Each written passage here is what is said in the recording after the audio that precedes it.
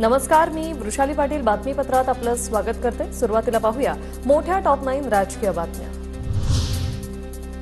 देवेंद्र फडणवीसांच्या राजीनाम्याबाबत तुर्तास निर्णय नाही। फडणवीसांनी राजीनामा दिल्यास कार्यकर्त्यांच्या मनोबलावर परिणाम होईल। भाजप नेते अमित शहांचं मत। अजित पवार गटाकडून केंद्रात 2 मंत्रिपदाची मागणी, 1 कॅबिनेट आणि 1 राज्यमंत्रीपदाची मागणी।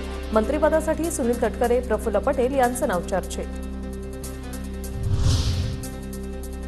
प्रफुल्ल पटेलांच्या निवासाने उपमुख्यमंत्री देवेंद्र फडणवीस आणि अजित पवारांमध्ये चर्चेनंतर फडणवीसांकडून अमित शहांची भेट। केंद्रात शिंदे गटाला 1 कॅबिनेट आणि 1 राज्यमंत्रीपद मिळणार। केंद्रीय मंत्रिपदासाठी श्रीकांत शिंदे, संदीपान भुमरे, श्रीरंग बारणे, प्रतापराव जाधव, धैर्यशील माने यांची नावं चर्चेत। सूत्रांची माहिती।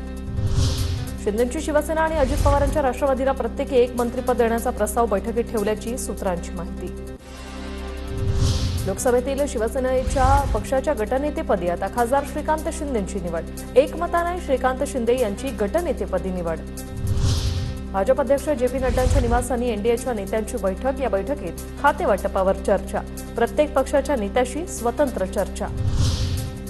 गृहमंत्री उपमुख्यमंत्री पदाच्या चर्चांमध्ये तथ्य नाहीये। फडणवीस पक्ष आणि सरकार दोन्हींचं काम करण्यास सक्षम। त्यांनी राजीनामा देण्याची गरजच नाही। गिरीश महाजनांची प्रतिक्रिया। लोकसभा निवडणुकीतल्या फटक्यानंतर आता भाजप राज्यात जनादेश यात्रा काढणार। विधानसभेच्या निवडणुकीपूर्वी उपमुख्यमंत्री देवेंद्र फडणवीसांच्या नेतृत्वात निघणार जनादेश यात्रा।